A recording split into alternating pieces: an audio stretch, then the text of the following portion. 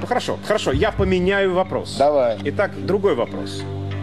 Кто на свете всех милее, всех румяней и белее? Варианты. Белая горячка. Мертвая царевна. Снегурочка. Майкл Джексон. Вариант Д. Путин. Почему? А я хочу посмотреть, как ты сейчас в прямом эфире скажешь, что это не так.